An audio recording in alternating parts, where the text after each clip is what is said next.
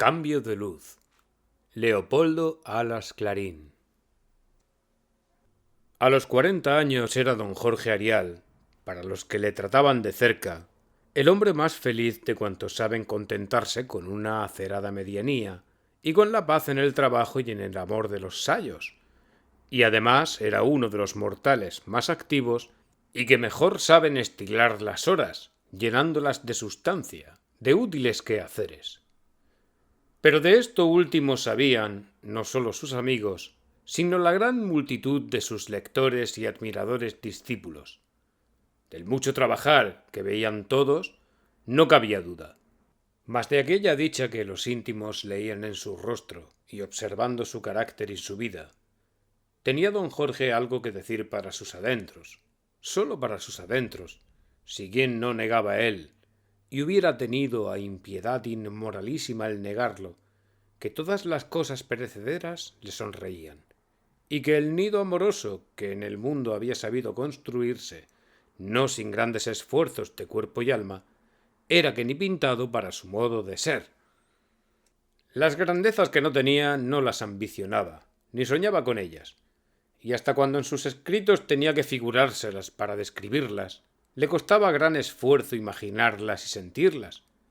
Las pequeñas y disculpables vanidades a que su espíritu se rendía, como ver epigracia, la no escasa estimación en que tenía el aprecio de los doctos y de los buenos, y hasta la admiración y simpatía de los ignorantes y sencillos, veíalas satisfechas, pues era su nombre famoso, con sólida fama y popular, de suerte que esta popularidad que le aseguraba el renombre entre los muchos, no le perjudicaba en la estimación de los escogidos. Y por fin, su dicha grande, seria, era su casa, su mujer, sus hijos. 3 cabezas rubias, y él decía también 3 almas rubias, doradas, milira, como los llamaba al pasar la mano por aquellas frentes blancas, altas, despejadas, que destellaban la idea noble que sirve ante todo para ensanchar el horizonte del amor. Aquella esposa y aquellos hijos, una pareja, la madre hermosa que parecía hermana de la hija, que era un botón de oro de 15 abriles, y el hijo de 12 años, remedo varonil y gracioso de su madre y de su hermana, y ésta, la dominante, como él decía, parecían en efecto estrofa, antiestrofa y épodo de un himno perenne de dicha en la virtud, en la gracia, en la inocencia y la sencilla y noble sinceridad. Todos sois mis hijos, pensaba don Jorge, incluyendo a su mujer. Todos nacisteis de la espuma de mis ensueños. Pero eran ensueños con dientes y que apretaban de firme, porque como todos eran jóvenes, estaban sanos y no tenían remordimientos ni disgustos que robaran el apetito, comían que devoraban, sin llegar a glotones, pero pasando con mucho de ascetas. Y como no vivían solo de pan, en vestirlos como convenía a su clase y a su hermosura, que es otra clase, y al cariño que el amo de la casa les tenía, se iba otro buen pico, sobre todo en los trajes de la dominante. Y mucho más que en cubrir y adornar el cuerpo de su gente, gastaba el padre en vestir la desnudez de su cerebro y en adornar su espíritu con la instrucción y la educación más esmeradas que podía. Y como este es artículo de lujo entre nosotros, en maestros, instrumentos de instrucción y otros accesorios de la enseñanza de su pareja, se le iba a don Jorge una gran parte de su salario y otra no menos importante de su tiempo, pues él dirigía todo aquel negocio tan grave, siendo el principal maestro y el único que no cobraba. No crea el lector que apunta aquí el pero de la dicha de don Jorge. No estaba en las dificultades económicas, la espina que guardaba para sus adentros Arial, siempre apacible. Costábale, sí, muchos sudores juntar los cabos del presupuesto doméstico, pero conseguía triunfar siempre gracias a su mucho trabajo, el cual era para él una sagrada obligación. Además, por otros conceptos más filosóficos y altruistas, aunque no más santos, que el amor de los suyos. Muchas eran sus ocupaciones, y en todas se distinguía por la inteligencia, el arte, la asiduidad y el esmero. Siguiendo una vocación había llegado a cultivar muchos estudios, porque ahondando en cualquier cosa se llega a las demás. Había empezado por enamorarse de la belleza que entra por los ojos, y esta vocación, que le hizo pintor en un principio, le obligó después a ser naturalista, químico, fisiólogo, y de esta excursión a las profundidades de la realidad física sacó en limpio, ante todo, una especie de religión de la verdad plástica que le hizo entregarse a la filosofía y abandonar los pinceles. No se sintió gran maestro. No vio en sí un intérprete de esas dos grandes formas de la belleza que se llaman idealismo y realismo. No se encontró con las fuerzas de Rafael ni de Velázquez, y suavemente y sin dolores del amor propio se fue transformando en un pensador y en amador del arte. Y fue un sabio en estética, un crítico de pintura, un profesor insigne. Y después un artista de la pluma, un historiador del arte, con el arte de un novelista. Y de todas estas habilidades y maestrías a que le había ido llevando la sinceridad con que seguía las voces de su vocación verdadera, los instintos de sus facultades, fue sacando sin violencia ni simonía provecho para la hacienda, cosa tan poética como la que más, al mirarla como el medio necesario para tener en casa aquella dicha que tenía, aquellos amores que sólo en botas le gastaban un dineral. Al verle ir y venir y encerrarse para trabajar, y después correr con el producto de sus encerronas a casa de quien había de pagárselo, siempre activo, siempre afable, siempre lleno de la realidad ambiente, de la vida que se le imponía con toda su seriedad, pero no tristeza. Nadie, y menos sus amigos, y su mujer y sus hijos, hubiera adivinado detrás de aquella mirada franca, serena, cariñosa, una pena, una llaga. Pero la había, y no se podía hablar de ella. Primero porque era un deber guardar aquel dolor para sí. Después, porque hubiera sido inútil quejarse. Sus familiares no le hubieran comprendido, y más valía así. Cuando en presencia de don Jorge se hablaba de los incrédulos, de los escépticos, de los poetas que cantan sus dudas, que se quejan de la musa del análisis, Arial se ponía de mal humor, y cosa rara en él se irritaba. Había que cambiar de conversación o se marchaba don Jorge. Esos, decía, son males secretos que no tienen gracia, y en cambio entristecen a los demás, y pueden contagiarse. El que no tenga fe, el que dude, el que vacile, que se aguante y calle y luche por vencer esa flaqueza. Una vez, repetía Arial en tales casos, un discípulo de San Francisco mostraba su tristeza delante del maestro. Tristeza que nacía de sus escrúpulos de conciencia, del miedo de haber ofendido a Dios, y el santo le dijo: «Retiraos, hermano, y no turbéis la alegría de los demás. Eso que os pasa son cuentas vuestras y de Dios. Arregladlas con él a solas».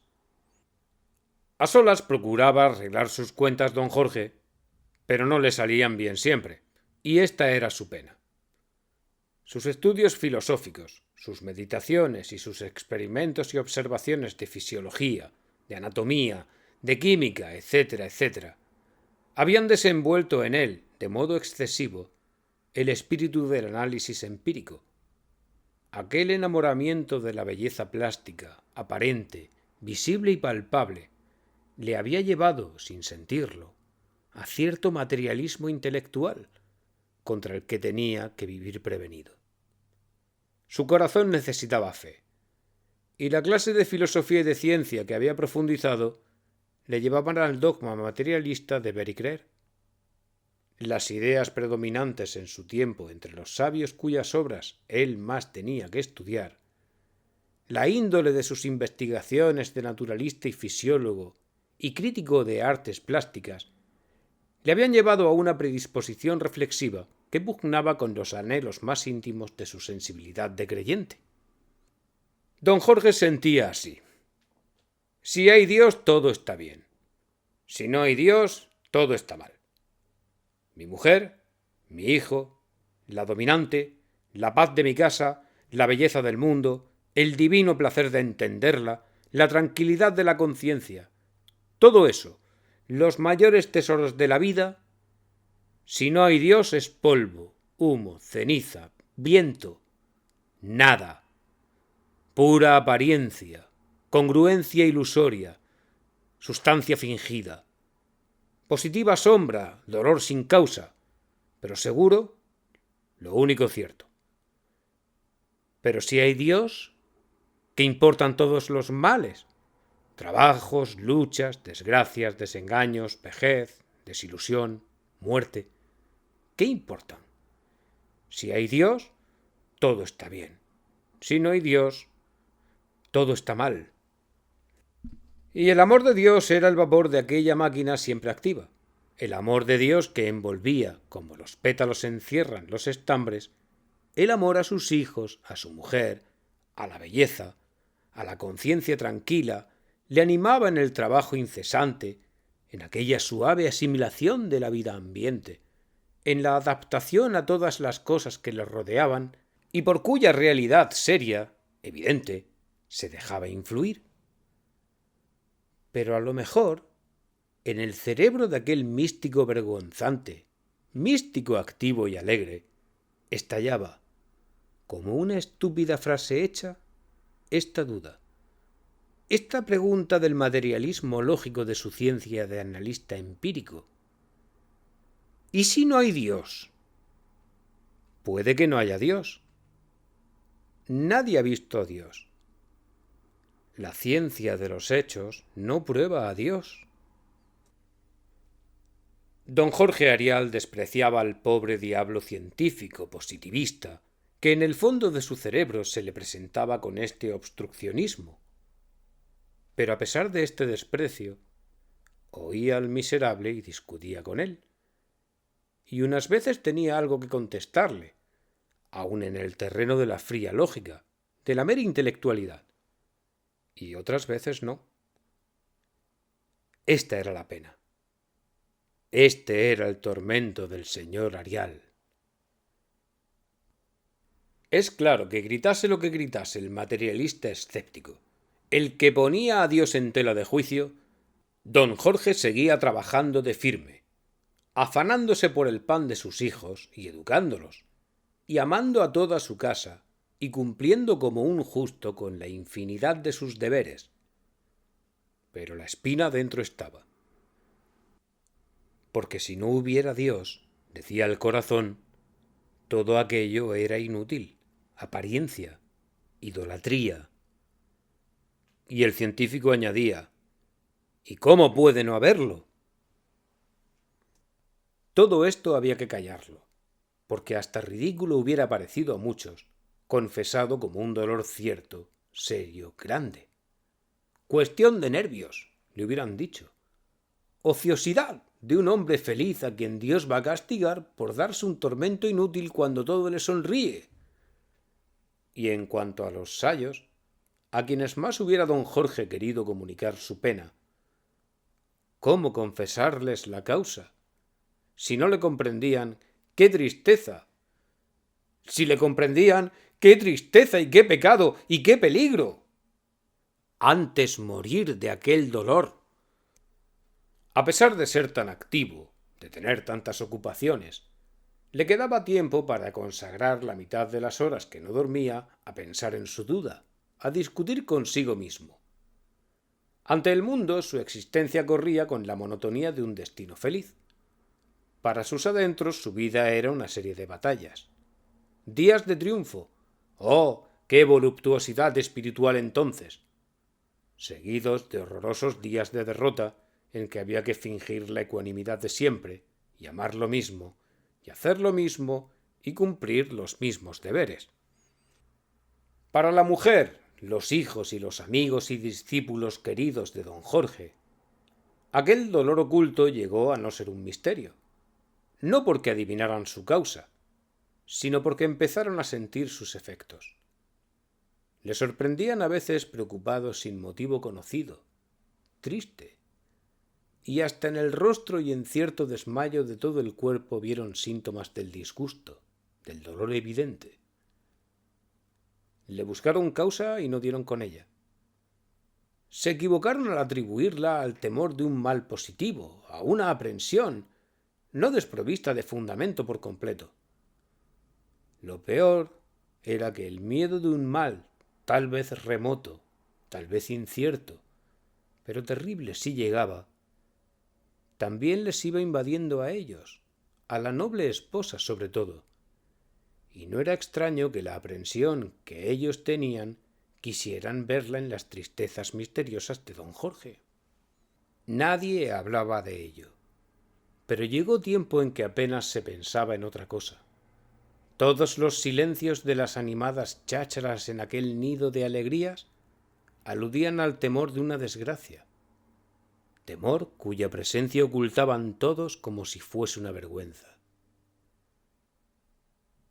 Era el caso que el trabajo excesivo, el abuso de las vigilias, el constante empleo de los ojos en lecturas nocturnas, en investigaciones de documentos de intrincados caracteres y en observaciones de menudísimos pormenores de laboratorio, y acaso más que nada la gran excitación nerviosa, habían debilitado la vista del sabio, miope antes y ahora incapaz de distinguir bien lo cercano, sin el consuelo de haberse convertido en águila para lo distante. En Sauna no veía bien ni de cerca ni de lejos. Las jaquecas frecuentes que padecía le causaban perturbaciones extrañas en la visión. Dejaba de ver los objetos con la intensidad ordinaria. Los veía y no los veía, y tenía que cerrar los ojos para no padecer el tormento inexplicable de esta parálisis pasajera, cuyos fenómenos subjetivos no podía siquiera puntualizar a los médicos. Otras veces veía manchas ante los objetos, manchas móviles, en ocasiones puntos de color, azules, rojos. Muy a menudo, al despertar especialmente, lo veía todo tembloroso y como desmenuzado. Padecía bastante, pero no hizo caso. No era aquello lo que le preocupaba a él. Pero a la familia sí, y hubo consultas, y los pronósticos no fueron muy tranquilizadores. Como fue agravándose el mal, el mismo don Jorge tomó en serio la enfermedad, y en secreto, como habían consultado por él, consultó a su vez. Y la ciencia le metió miedo para que se cuidara y evitase el trabajo nocturno y otros excesos. Ariel obedeció a medias y se asustó a medias también. Con aquella vida nueva a la que le obligaron sus precauciones higiénicas, coincidió en él un paulatino cambio del espíritu que sentía venir con hondo y oscuro deleite. Notó que perdía afición al análisis de laboratorio, a las preciosidades de la miniatura en el arte, a las delicias del pormenor en la crítica, a la claridad plástica en la literatura y en la filosofía. El arte del dibujo y del color le llamaba menos la atención que antes. No gozaba ya tanto en presencia de los cuadros célebres. Era cada día menos activo y más soñador. Se sorprendía a veces holgando, pasando las horas muertas sin examinar nada, sin estudiar cosa alguna concreta. Y sin embargo no le acusaba la conciencia con el doloroso vacío que siempre nos delata la ociosidad verdadera. Sentía que el tiempo de aquellas vagas meditaciones no era perdido. Una noche, oyendo a un famoso sexteto de ínclitos profesores interpretar las piezas más selectas del repertorio clásico, sintió con delicia y orgullo que a él le había nacido algo en el alma para comprender y amar la gran música. La sonata de Krenzer, que siempre había oído alabar sin penetrar su mérito como era debido, le produjo tal efecto que temió haberse vuelto loco. Aquel hablar sin palabras, de la música serena, graciosa, profunda, casta, seria, sencilla, noble. Aquella revelación que parecía extranatural de las afinidades armónicas de las cosas, por el lenguaje de las vibraciones íntimas. Aquella elocuencia sin conceptos del sonido sabio y sentimental. Le pusieron en un estado místico que él comparaba al que debió experimentar Moisés ante la zarza ardiendo.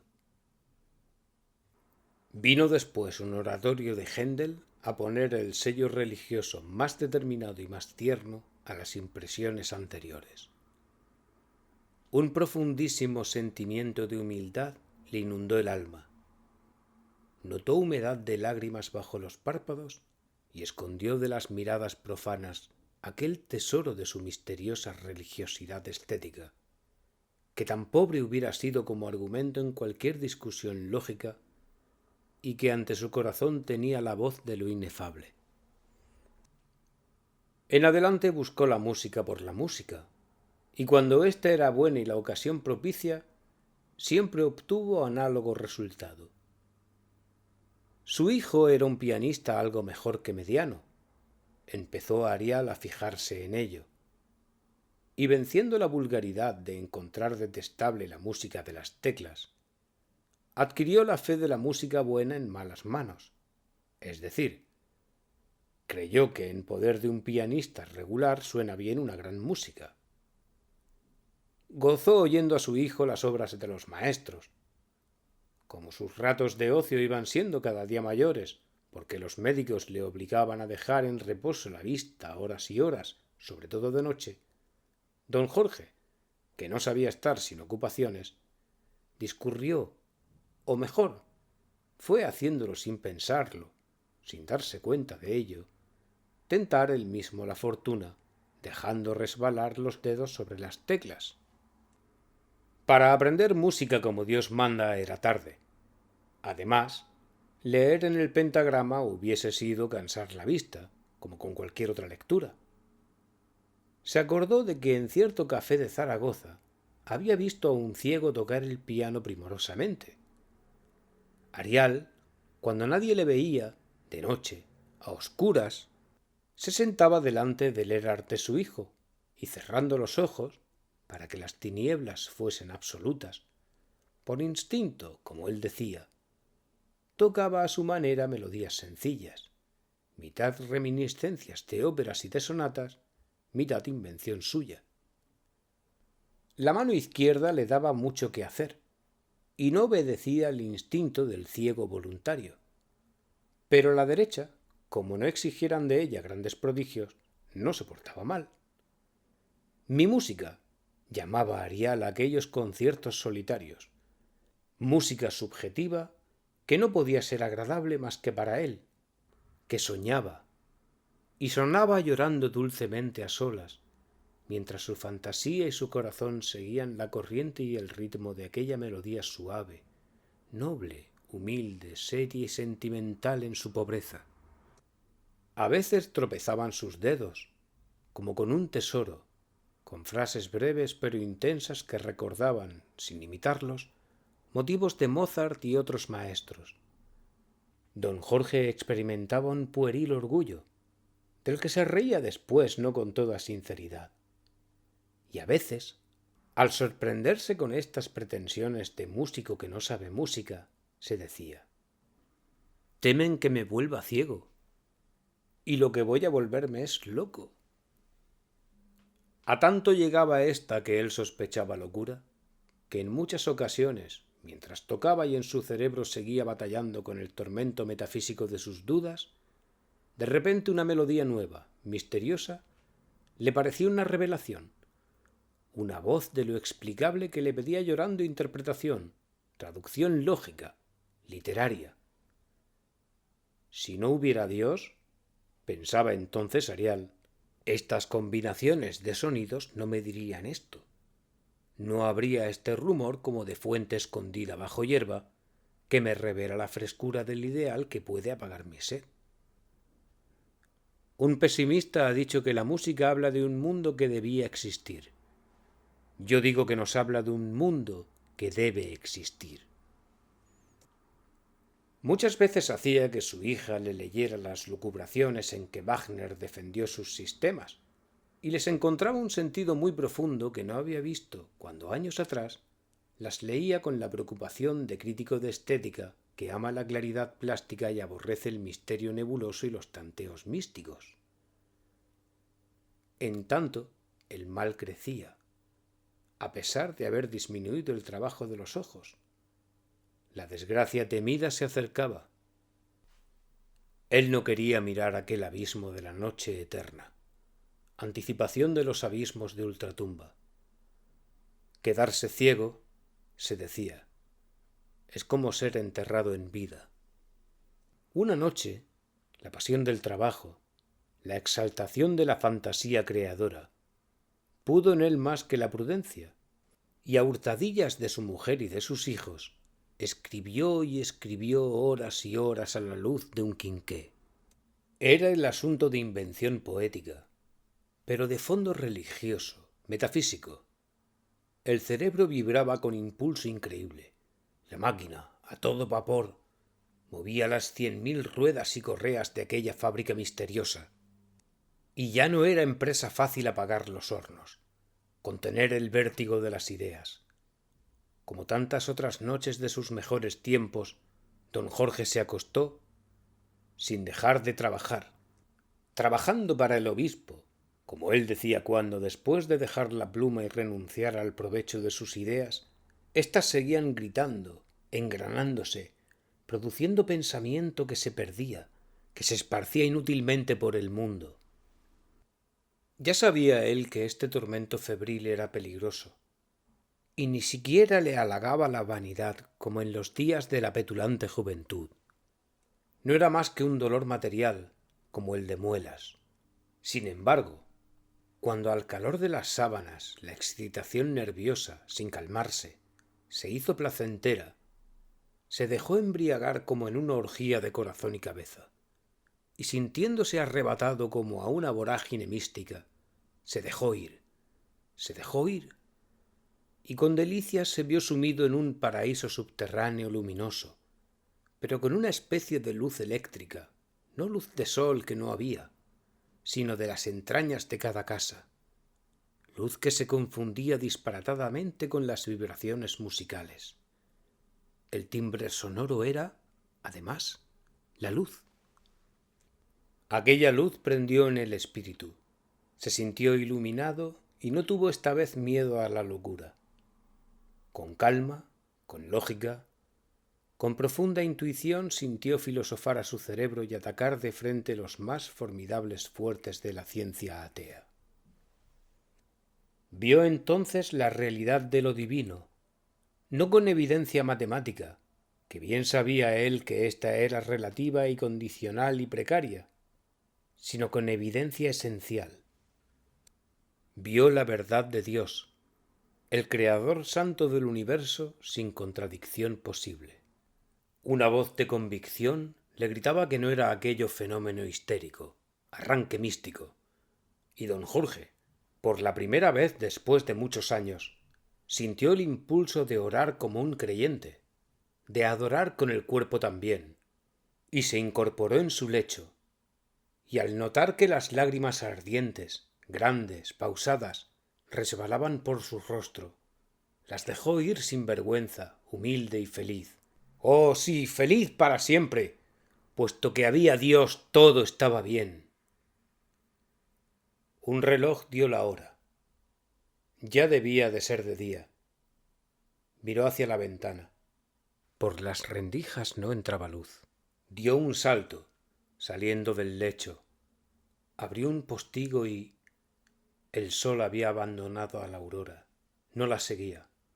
El alba era noche. Ni sol ni estrellas. El reloj repitió la hora. El sol debía estar sobre el horizonte y no estaba. El cielo se había caído al abismo. Estoy ciego, pensó Arial mientras un sudor terrible le inundaba el cuerpo. y un escalofrío azotándole la piel le absorbía el ánimo y el sentido. Lleno de pavor cayó al suelo. Cuando volvió en sí se sintió en su lecho. Le rodeaban su mujer, sus hijos, su médico. No los veía, no veía nada. Faltaba el tormento mayor, tendría que decirles, no veo. Pero ya tenía valor para todo. Seguía habiendo Dios y todo estaba bien. Antes que la pena de contar su desgracia a los suyos, sintió la ternura infinita de la piedad cierta, segura, tranquila, sosegada, agradecida. Lloró sin duelo. Salid sin duelo, lágrimas corriendo. Tuvo serenidad para pensar, dando al verso de Garcilaso un sentido sublime. ¿Cómo decirles que no veo, si en rigor sí veo? Veo de otra manera. Veo las cosas por dentro, veo la verdad, veo el amor. Ellos sí que no me verán a mí. Hubo llantos, gritos, síncopes, abrazos locos, desesperación sin fin cuando a fuerza de rodeos Arial declaró su estado. Él procuraba tranquilizarlos con consuelos vulgares, con esperanzas de sanar, con el valor y la resignación que tenía, etcétera, etcétera. Pero no podía comunicarles la fe en su propia alegría, en su propia serenidad íntimas.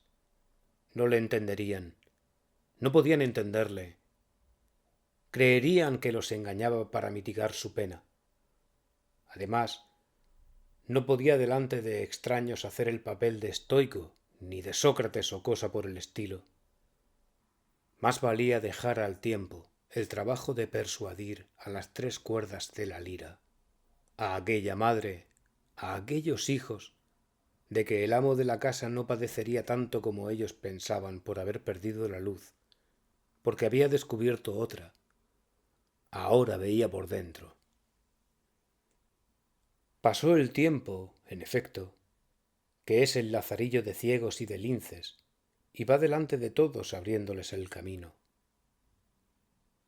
En la casa de Arial había sucedido a la antigua alegría el terror, el espanto de aquella desgracia, dolor sin más consuelo que el no ser desesperado, porque los médicos dejaron vislumbrar lejana posibilidad de devolver la vista al pobre ciego. Más adelante la esperanza se fue desvaneciendo con el agudo padecer del infortunio todavía nuevo, y todo aquel sentir insoportable de excitación continua se trocó para la mujer y los hijos de don Jorge en taciturna melancolía, en resignación triste. El hábito hizo tolerable la desgracia. El tiempo, al mitigar la pena, mató el consuelo de la esperanza. Ya nadie esperaba en que volviera la luz a los ojos de Arial, pero todos fueron comprendiendo que podían seguir viviendo en aquel estado. Verdad es que más que el desgaste del dolor por el roce de las horas, pudo en tal lenitivo la convicción que fueron adquiriendo aquellos pedazos del alma del enfermo, de que éste había descubierto, al perder la luz, mundos interiores en que había consuelos grandes, paz, hasta alegrías. Por santo que fuera el esposo adorado, el padre amabilísimo no podría fingir continuamente y cada vez con más arte la calma dulce con que había acogido su desventura. Poco a poco llegó a persuadirlos de que él seguía siendo feliz, aunque de otro modo que antes. Los gastos de la casa hubo que reducirlos mucho, porque la mina del trabajo, si no se agotó, perdió muchos de sus filones. Arial siguió publicando artículos y hasta libros, porque su hija escribía por él al dictado, y su hijo leía, buscaba datos en las bibliotecas y archivos. Pero las obras del insigne crítico de estética pictórica, de historia artística, fueron tomando otro rumbo. Se referían a asuntos en que intervenían poco los testimonios de la vista. Los trabajos iban teniendo menos color y más alma. Es claro que, a pesar de tales expedientes, Arial ganaba mucho menos. ¿Pero y qué? La vida exigía ahora mucho menos también. No por economía solo, sino principalmente por pena, por amor al ciego, Madre e hijo se despidieron de teatros, bailes, paseos, excursiones, lujo de ropa y muebles. ¿Para qué? Él no había de verlo. Además, el mayor gasto de la casa, la educación de la querida pareja ya estaba hecho. Sabían lo suficiente, sobraban ya los maestros. En adelante, amarse, juntarse alrededor del hogar y alrededor del cariño, cerca del ciego, cerca del fuego. Hacían una pilla en que Ariel pensaba por todos y los demás veían por él, para no olvidarse de las formas y colores del mundo, que tenía grabado en la imaginación como un infinito museo. Don Jorge pedía noticias de continuo a su mujer y a sus hijos, ante todo de ellos mismos, de los cabellos de la dominante, del bozo que le había apuntado al chico, de la primera cana de la madre, después noticias del cielo, de los celajes, de los verdores de la primavera. Oh, después de todo siempre es lo mismo, como si lo viera. Compadeced a los ciegos de nacimiento, pero a mí no. La luz del sol no se olvida. El color de la rosa es como el recuerdo de unos amores. Su perfume me lo hace ver, como una caricia de la dominante me habla de las miradas primeras con que me enamoró su madre. Y sobre todo, está ahí la música. Y don Jorge, a tientas, se dirigía al piano. Y como cuando tocaba a oscuras, cerrando los ojos de noche, tocaba ahora sin cerrarlos al mediodía. Ya no se reían los hijos y la madre de las melodías que improvisaba el padre. También a ellos se les figuraba que querían decir algo, muy oscuramente. Para él, para don Jorge, eran bien claras, más que nunca. Eran todo un himnario de la fe inenarrable que él había creado para sus adentros, su religión de ciego. Eran una dogmática de solfa, una teología en 2 o 3 octavas. Don Jorge hubiera querido, para intimar más, mucho más con los suyos, ya que ellos nunca se separaban de él, no separarse él jamás de ellos con el pensamiento, y para esto iniciarlos en sus ideas, en su dulcísima creencia. Pero un rubor singular se lo impedía. Hablar con su hija y con su mujer de las cosas misteriosas de la otra vida, de lo metafísico y fundamental, le daba vergüenza y miedo. No podrían entenderle. La educación, en nuestro país particularmente, hace que los más unidos por el amor estén muy distantes entre sí en lo más espiritual y más grave. Además, la fe racional y trabajada por el alma pensadora y tierna es cosa tan personal, tan inefable. Prefería entenderse con los suyos por la música. Oh, de esta suerte sí. Beethoven, Mozart, Händel, hablaban a todos 4 de lo mismo. Les decían, bien claro estaba, que el pobre ciego tenía dentro del alma otra luz, luz de esperanza, luz de amor, de santo respeto al misterio sagrado. La poesía no tiene dentro ni fuera, fondo ni superficie, toda es transparencia, luz increada y que penetra a través de todo. La luz material se queda en la superficie, como la explicación intelectual lógica de las realidades resbala sobre los objetos sin comunicarnos su esencia. Pero la música, que todas estas cosas decía a todos, según Arial, no era la suya, sino la que tocaba su hijo, el cual se sentaba al piano y pedía a Dios inspiración para llevar al alma del padre la alegría mística con el beleño de las notas sublimes. Arial, en una silla baja, se colocaba cerca del músico para poder palparle disimuladamente de cuando en cuando.